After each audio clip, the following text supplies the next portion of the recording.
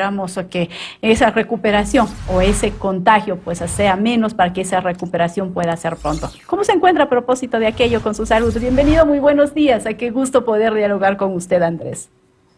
Muy buenos días, un saludo a Cuenca querida y a todo el país. Sí, todavía me encuentro en aislamiento, todavía con algunos pocos síntomas, un poquito de tos. Me disculpo desde ya si es que con la tos tengo que interrumpir un poquito los mensajes enviados a la ciudadanía, pero bastante bien, en proceso de recuperación. Aspiro ya que a partir de enero podamos unirnos nuevamente con los ecuatorianos a seguir recorriendo el Ecuador, conversando, poder construir estas alternativas de trabajo, futuro y dignidad que hemos planteado al Ecuador. En ese trabajo de futuro y dignidad, pues ha venido ya con algunos inconvenientes.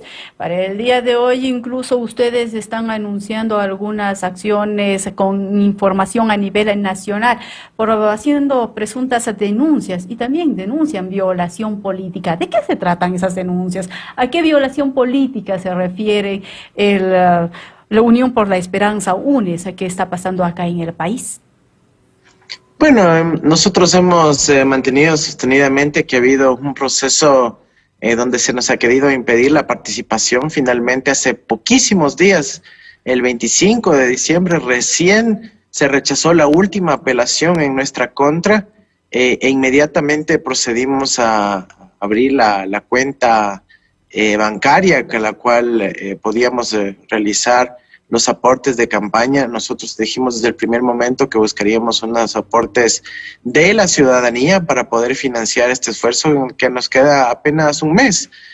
A diferencia de otras candidaturas con chequeras infinitas o con recursos que nadie sabe de dónde vienen, nosotros hemos propuesto que el financiamiento sea abierto, democrático, ciudadano, participativo, por internet, mediante las tecnologías disponibles, y además que el CNE, cumpliendo su obligación legal, publique cada uno de los aportes y cada uno de los gastos en la página web, que por cierto no la ha hecho para el resto de candidaturas. Así que creemos que eso es importante, es clave, y la ciudadanía tiene que estar atenta para que desde ya, no para esperar al siguiente gobierno, desde ya en campaña se transparenten de dónde vienen los recursos. Es decir, ¿es dirigido toda la propuesta que está emanando del Consejo Nacional Electoral?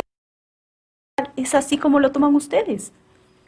Mira, hemos visto que ha habido una especie de bloqueo a nuestra participación, donde por un largo tiempo las instituciones jugaron ping-pong, pero yo sí debo reconocer que en el Consejo Nacional Electoral hubo una mayoría que se la jugó por la democracia, la participación política. El 30 de septiembre se tomó una decisión, creo yo, en favor de la democracia. Las autoridades del CNE asumieron un rol bastante importante ahí. Y luego a partir de ahí, bueno, hemos visto apelaciones, cartas de la élite offshore, que le llamo yo, que son los abogados de los grandes grupos económicos que tienen los recursos afuera, que se han dedicado a tratar de obstaculizar nuestra participación e inclusive a lanzar campaña sucia, ¿no? Así que nosotros queremos aclarar muchos de esos falsos rumores con los cuales se pretende atacar nuestra participación, incluyendo, por ejemplo, el hecho de la dolarización. Nosotros vamos a fortalecer la dolarización, insisto, vamos a fortalecer la dolarización porque la dolarización se fortalece con dólares y sabemos cómo hacerlo trayendo los dólares que están ahorita en el exterior para que se inviertan en la economía nacional, generando fuentes de trabajo y generando sobre todo circulante en el país. Es aquí donde se necesitan esos dólares y no como están ahora tristemente guardaditos afuera, por parte del mismo Estado, por parte de la banca y de algunas élites financieras que no quieren apostarle al Ecuador y han extraído de liquidez, de circulante de la economía nacional. ¿Cómo traer esos recursos, Andrés? Ya que entramos en materia incluso de propuestas, en donde se afirma que muchas de ellas incluso podrían ser demagógicas. Bueno, de ello vamos a irlo estipulando más adelante. Primero con este tema de los recursos. ¿De qué tipo de recursos hablamos traer del extranjero? De los de corrupción que salieron, esos activos que salieron por ámbitos de corrupción, son 3.9 millones de dólares de recursos que han salido y lastimosamente hacen relación al correísmo, a los actos de corrupción que han dado varios correístas: Alexis Bravo, Marisol Larrea, Carlos Apareja Llanuselli, Pedro Delgado, Jorge Glass, Raúl Carrión. Bueno, y la lista va para largo, ¿no? ¿Será factible recuperar de esos recursos los que hablamos, Andrés, o de qué tipo de recursos? Mira, hay que distinguir muy bien, en efecto, los casos de corrupción que ocurrieron y que nosotros mismos denunciamos, incluyendo algunos de los que usted menciona, el caso de Carlos Pareja Llanuselli, Alex Bravo, que constituyeron empresas en paraísos fiscales, lo que hemos denunciado una y otra vez, y es más, a lo que me he dedicado 14 años de mi vida en el ámbito también académico y político a denunciar. La práctica de tener los recursos en empresas fantasmas, en guaridas fiscales donde operan los piratas financieros.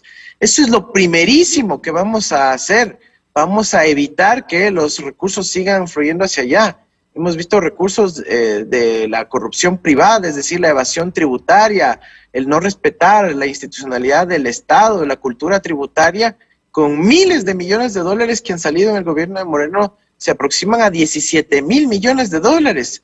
Eso pues palidece la comparación con cualquier otra cifra, y eso es lo que tenemos que recuperar. Sabemos cómo hacerlo, insisto, el propio Estado tiene más de 7,300 millones de dólares en un banco en Suiza. No vamos a traer todo de inmediato, pero sí 1,000 millones para que las familias ecuatorianas puedan paliar su situación económica de forma inmediata y además reactiven la economía del barrio, de la comunidad, de la ciudad, comprando en el mercado, en la tienda, en el local comercial. En segundo, tenemos a una banca, 4 o 5 grandes bancos en el Ecuador, tienen 6,500 millones de dólares, principalmente en Miami.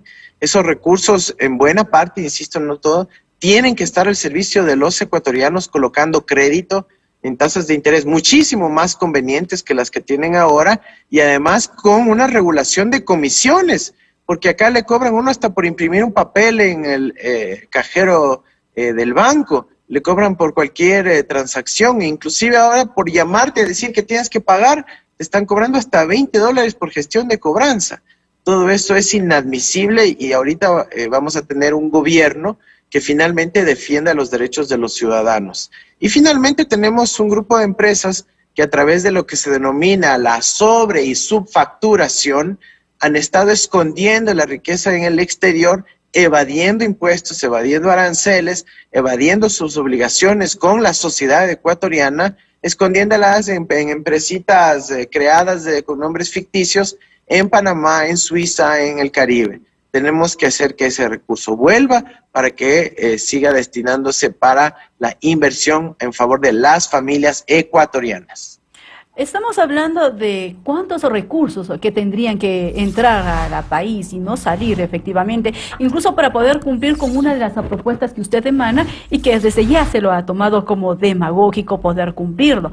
Entregar $1,000 para 1 millón de familias ecuatorianas. ¿Cómo hacerlo eso factible? Y por ello le preguntaba de cómo están establecidos ya en montos esos recursos, esos estudios que ustedes han hecho, esos análisis, para atraer cuánto capital y cuánto capital se necesitaría para cumplir con este tipo de propuestas, tomando en cuenta de que la economía del Ecuador no es muy buena. Estamos endeudados con diversos créditos del Fondo Monetario Internacional, entre otras deudas que mantiene el Ecuador.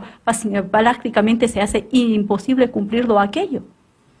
No, no es imposible, al contrario, es totalmente factible. Primero, que no es ninguna propuesta de carácter demagógico, es la recomendación del Sistema de Naciones Unidas, de UNICEF, de la Conferencia de Naciones Unidas para el Comercio y Desarrollo, hasta del propio Fondo Monetario Internacional. Hay que invertir en las familias en este momento. Lo dicen todos los organismos internacionales, y aquí se ha hecho una cuestión ínfima, cuando lo que hay que inyectar es dinero, liquidez circulante a las familias, uno, para que puedan solventar la crisis económica familiar a partir de los problemas sanitarios, pero también necesitamos que la familia salga a consumir al barrio, a la comunidad, al mercado, etcétera, para reactivar la economía nacional. Eso lo sabe todo economista que tenga sentido común, que no tenga una agenda ideológica por detrás. Estas recomendaciones las han implementado Perú, Guatemala, Brasil, Canadá, Estados Unidos y buena parte de otros países en América Latina. Eso es lo que urge hacer en el Ecuador. ¿De cuánto estamos hablando? De $1.000 millones. Un monto totalmente factible tanto para la economía nacional, estamos hablando del 1% del PIB, tanto como el presupuesto, estamos hablando de apenas el 3% del presupuesto. El gobierno de Moreno gasta $33.000 millones cada año. ¿Cómo no vamos a poder reorientar apenas 1.000 de esos recursos para beneficiar a la familia ecuatoriana y dar un impulso a la economía nacional? Pero además, estamos hablando de que hoy en la actualidad, el día de hoy, el Estado ecuatoriano tiene $7.300 millones, un monto cada vez creciente, de recursos en el Banco de Pagos Internacionales, en la ciudad de Basilea, en Suiza. Yo lo tengo perfectamente estudiado. Es parte de mi función como ex banquero central, como académico de los estudios financieros. Sabemos dónde está ese recurso y 1.000 de esos 7.000 lo vamos a traer de forma inmediata para poder reactivar la economía familiar, poder ayudar a las familias en un momento de dolor, de angustia, que no hizo nada este gobierno, y de paso reactivar la economía nacional, porque ya con circulante en la economía, el local comercial vende, empieza a contratar y se genera un encadenamiento para favorecer la economía ecuatoriana. Sabemos de lo que estamos hablando, tenemos clarísima cuál es la propuesta y hay los recursos. Aquí lo que ha habido es falta de prioridades, no falta de recursos. Falta de recursos también diríamos, porque ha sido en sacos, también que no hay que olvidar los recursos que se han llevado de No, lamentablemente, Guadalupe, sí hay los recursos, insisto, $7.300 millones guardados en un banco en Suiza. ¿Qué sentido tiene eso en la peor crisis que ha vivido el Ecuador? Sí hay recursos, no ha habido prioridades, porque lo que han usado esos recursos es para favorecer a los banqueros, para quedar bien con la banca y no para atender a las familias ecuatorianas. Eso es indignante y por eso venimos acá a dar soluciones al pueblo ecuatoriano con la lista 1 que nos presentará la posibilidad de recuperar la dignidad a partir del 7 de febrero. Hablábamos de esos recursos, recordamos en tiempos de cuando hubo el cambio de mandato entre el correísmo y el morenismo, se aseguraba por parte de Correa que quedaba la mesa servida. Y sin embargo, al llegar al poder, Lenín Moreno aseguró que nunca hubo ninguna mesa servida, que al contrario, los recursos del país habían sido despilfarrados. Ahora, Moreno también ha asegurado en estos días de que se ha hecho ya un balance económico del país y que ahora sí queda esa mesa servida. ¿Realmente creen que es así y que no se van a topar quizás con sorpresas si de darles el voto popular de los ecuatorianos y hacerlos ganadores o merecedores de llegar al Palacio de Carondelet, van a poder administrar los recursos del país supuestamente con una mesa servida? ¿Ustedes ya han proyectado esas quizás esas acciones económicas en cómo queda el país? Por supuesto, nos deja un país con un crecimiento negativo de menos 9% según los últimos cálculos. Nos deja un país con aumento de la pobreza, de la desigualdad, con aumento de la mendicidad, con la destrucción del tejido social y productivo, la quiebra de miles de empresas, el desempleo en su nivel más alto de la historia. Nada de eso se compara como dejamos nosotros el país en un trayecto al desarrollo, con crecimiento económico, con oportunidades para los ciudadanos, con becarios que se les pagaba puntualmente, sin deudas a los gobiernos locales, universidades, proveedores, trabajadores del Estado, funcionarios del sistema de educación, etcétera. Por favor, no se puede comparar lo que dejó Rafael Correa en su gobierno con un país encaminado en la dirección correcta. Por supuesto, sin todos los problemas resueltos. ¿Acaso hay algún país sin problemas? Pero correctamente encaminado hacia el desarrollo, hacia las oportunidades para todas las familias ecuatorianas. Ahora vamos a recibir un país destruido, sinceramente, y las familias son testigos de qué está ocurriendo en cada uno de nuestros núcleos familiares, de nuestras casas, de nuestros hogares. Así que nuestra primera tarea, que vamos a resolver los problemas macroeconómicos de forma paulatina, pero nuestra primera tarea es resolver la economía familiar, la de la madre de familia, para que pueda alimentar a sus hijos tranquilamente, para que no tenga que pasar insomnio solo de pensar de que mañana tal vez no tenga recursos para darle de comer. Esa es la principal prioridad y la están sintiendo cada vez más un mayor número de ecuatorianos. Estamos hablando de que uno de cada 4 familias en el Ecuador ya no tiene recursos o manifiesta no tenerlos para poder garantizar los 3 alimentos a sus familias. Eso no nos lo podemos permitir y por eso planteamos una propuesta transformadora para recuperar la dignidad de las familias ecuatorianas en el corto plazo.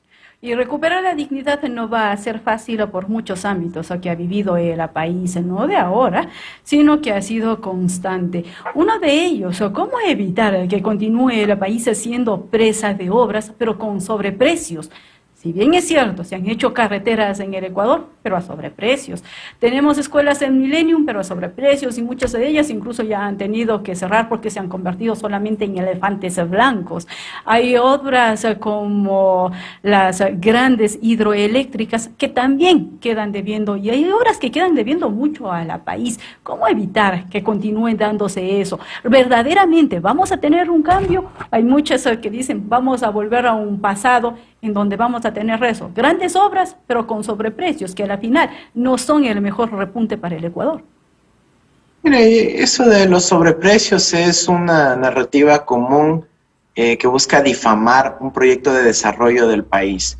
Sería bueno poder ver un caso judicial en donde nos muestren los famosos sobreprecios en las obras. No hay ninguno. Todo ha sido una parte de una narrativa para desprestigiar las iniciativas de desarrollo que tuvo el Ecuador. Finalmente, luego de 30 años de historia que no se hizo una hidroeléctrica, nosotros hicimos 8, donde no se hizo ninguna escuela, ningún colegio durante toda la época neoliberal. Nosotros hicimos cientos, donde no se hizo ningún hospital.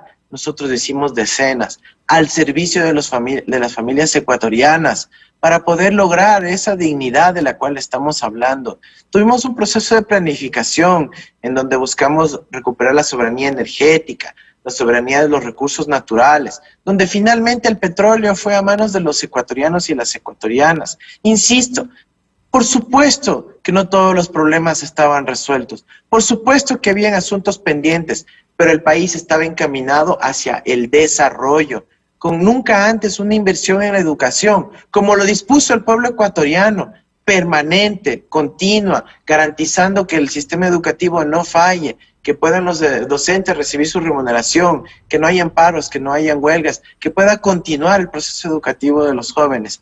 Y ahora estamos abocados a que apenas 6 de cada 10 niños puedan continuar estudiando porque ni siquiera tienen acceso a conectividad.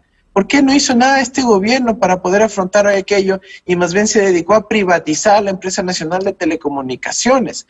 Nosotros vamos a ir hacia un programa de todos con internet. Primero, conectividad para 369 parroquias rurales urgente a través de la Corporación Nacional de Telecomunicaciones para dotar de banda ancha móvil a esas zonas rurales del país. Segundo, una iniciativa de becas para 1 millón de estudiantes y para 140,000 docentes del sistema educativo fiscal para que puedan continuar educándose y educando a nuestros hijos. Y tercero, el Internet como derecho humano. Internet gratuito, 1 gigabyte al mes para cada ciudadano ecuatoriano con tener cédula ecuatoriana. Van a poder acreerse a ese derecho que en la humanidad del siglo XXI es indispensable. Por eso hemos dicho Internet como derecho humano. Y son varias acciones que todavía deben irse encaminando en el ámbito, hemos venido hablando del ámbito económico, de cómo recuperar pues al país en ese ámbito. Uno ahora de los principales es nuevamente solventar al país para evitar la migración. Lamentablemente en estos tiempos hemos visto que la misma se ha incrementado. El desempleo es evidente que existe aquí en el país. ¿Cómo reactivar aquello cuando varias empresas han tenido que cerrar? ¿Será posible un nuevo Ecuador con ese cambio que usted viene prometiendo? Por supuesto que sí. Nosotros nada más necesitamos recordar al pueblo ecuatoriano lo que ya estuvimos viviendo. Estuvimos viviendo lo que se llama una migración neta positiva, en donde los ecuatorianos en el gobierno de Rafael Correa empezaron a volver al Ecuador. se diseñaron instituciones a favor del retorno de los migrantes, beneficios en materia consular, en materia de aranceles, en materia de homenaje, etcétera, y obviamente oportunidades económicas para emprender en el Ecuador. Así que ahora nuevamente estamos viendo unas cifras alarmantes de migración. Hemos visto aumento de problemas de salud mental en la población migrante en el Ecuador, la que, digamos, tiene parte de su familia en el exterior. Ha aumentado los suicidios. Azuay tiene la tasa más alta de suicidios también en todo el Ecuador, justamente relacionado al problema de la separación de las familias.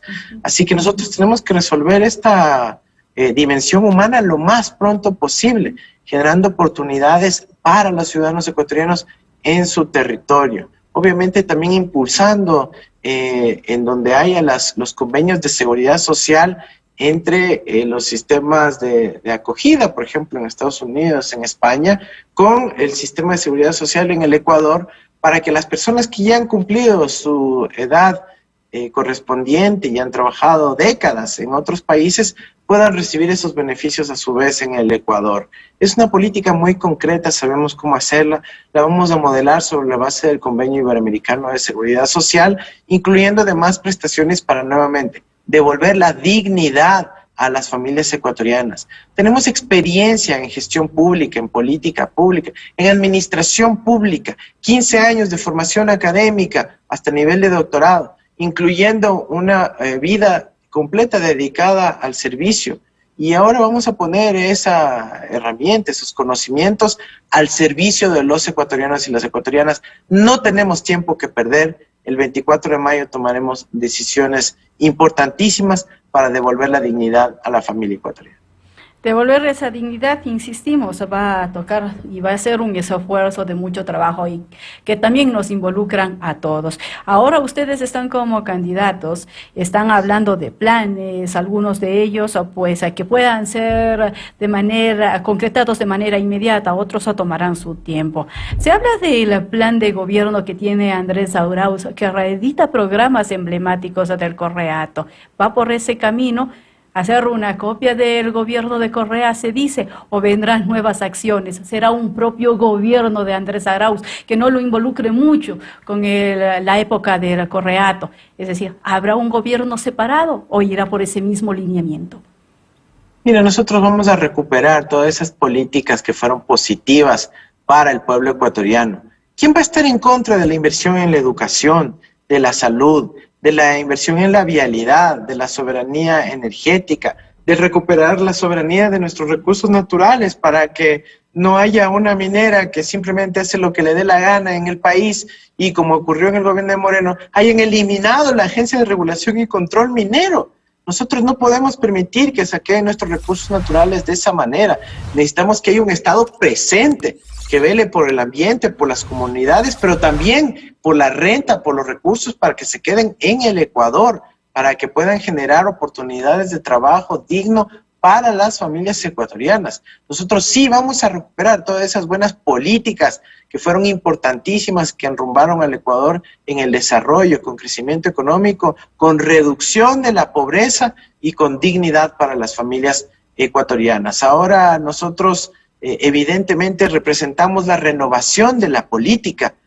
Somos la candidatura más joven que está presente en todo el espectro político nacional y hemos planteado juventud, ideas, creatividad, innovación en las propuestas fuertemente fundamentadas en el rol de la tecnología, porque los jóvenes ya nos desempeñamos en ese ámbito y buscamos que haya una participación democrática mediada por los medios tecnológicos que nos permita tener más cercanía con el pueblo. Nosotros también estamos hablando de fortalecer la organización, el tejido social ecuatoriano, que fue tristemente debilitado en los últimos años, en donde se ha destruido hasta la confianza que tenemos en nosotros mismos. Vamos a recuperar el valor de la palabra, vamos a dotarle de juventud e ideas a nuestro proyecto político y vamos a ir a esa ansiada renovación, ya no dedicada al odio, a la pelea entre políticos. Eso ya no quiere el pueblo ecuatoriano y nunca lo ha querido. Lo que queremos son soluciones para el pueblo ecuatoriano y ahí está nuestra ventaja. Nosotros nos dedicamos a dar soluciones al pueblo. Y tendremos la oportunidad de continuar hablando de esas soluciones, porque sin lugar a dudas todavía nos toca tratar algunas otras aristas que esperamos más adelante nos dé la oportunidad de hacerlo y seguir conversando. Desearle que se siga recuperando a Andrés y poder nuevamente tenerlo, verlo acá en visión. Siempre será pues un gusto tenerlos acá en casa para hablar de esas propuestas y desde ya desearle éxitos en esta candidatura. Muchísimas gracias y un mensaje final al pueblo ecuatoriano. El 7 de febrero tendremos una papeleta enorme de 16 candidaturas, pero solo una es la que nos devuelve la opción del futuro, del trabajo y la dignidad. En el primer casillero estamos en la lista 1, dispuestos para asumir los retos que nos representa el futuro de la patria. Muchísimas gracias. Con Andrés Arauz y Rabascal estaremos presentes en la papeleta y será el pueblo ecuatoriano quien finalmente decida. Gracias, Andrés. Insistimos con aquello, esperamos.